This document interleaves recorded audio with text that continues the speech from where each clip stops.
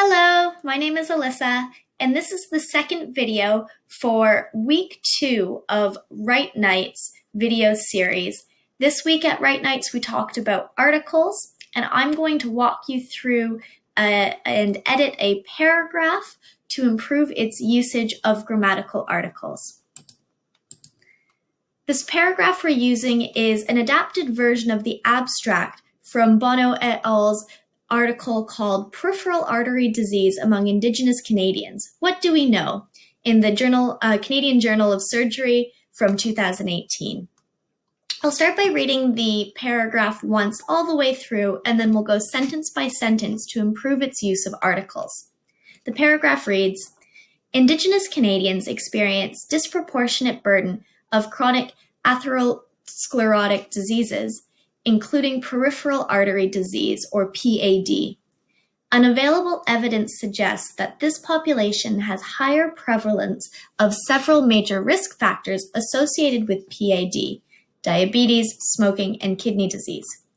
A unique socioeconomic, geographic, and systemic obstacles affecting the Indigenous Canadians' health and healthcare access may worsen chronic disease outcomes. The novel approach via multidisciplinary vascular health teams engaging Indigenous communities in culturally competent manner may potentially provide the optimal vascular care to this population.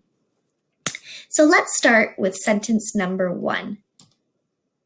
In that first sentence, the first thing I notice is that there is an article missing. If we look at the noun phrase, right here, I'm underlining it, disproportionate burden of chronic atherosclerotic diseases. We can break that noun phrase down into 2 parts because of this word of. On the one side, we're talking about the diseases, but on the front side, we're talking about a disproportionate burden.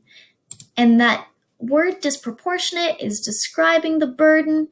And if I think about whether burden is a count or non-count noun, I know that it's countable.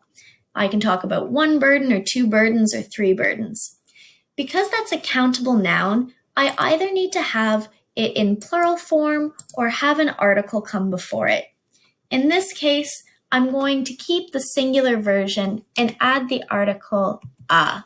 Now the sentence reads, Indigenous Canadians experience a disproportionate burden of chronic atherosclerotic diseases, including peripheral artery disease. Much better. If we take a look at the second sentence, which reads, Unavailable evidence suggests that this population has higher prevalence of several major risk factors associated with PAD, diabetes, smoking, and kidney disease. We can apply some similar logic here.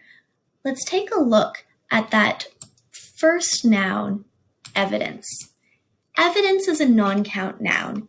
Because of that, I do not need the singular indefinite article an.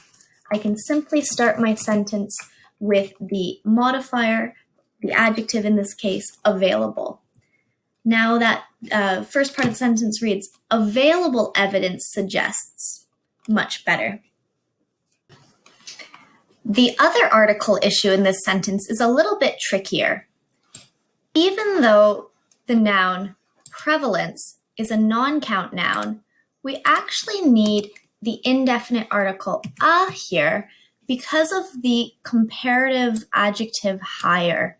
Often when you have words like higher or more or bigger or better, you'll have to precede that noun phrase with an indefinite article.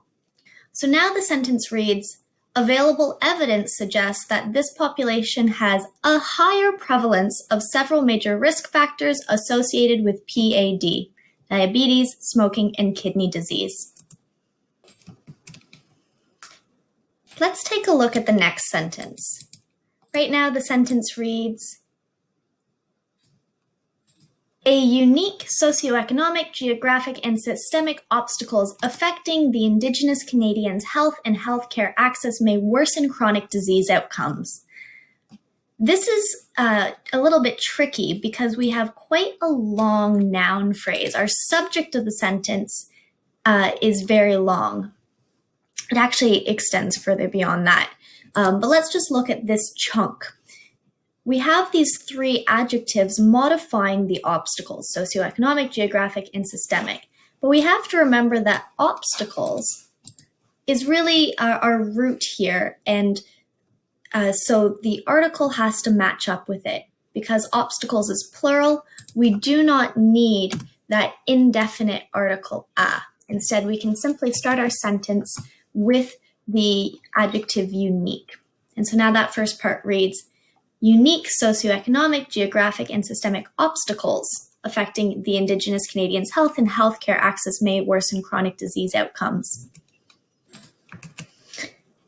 In the second part of this sentence, we talk about the Indigenous Canadians' health and healthcare access.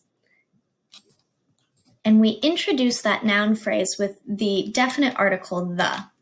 However, we don't need that definite article here because we're not being particular or specific about the health and healthcare access. We want to speak about Indigenous Canadians' health and healthcare access generally. And so we can remove that definite article altogether. Now the sentence reads, unique socioeconomic, geographic, and systemic obstacles affecting Indigenous Canadians' health and healthcare access may worsen chronic disease outcomes. Let's take a look at that final sentence together. The sentence right now reads, the novel approach via multidisciplinary vascular health teams engaging Indigenous communities in culturally competent manner may potentially provide the optimal vascular care to this population. The first thing I notice about this sentence is that it starts with the definite article the.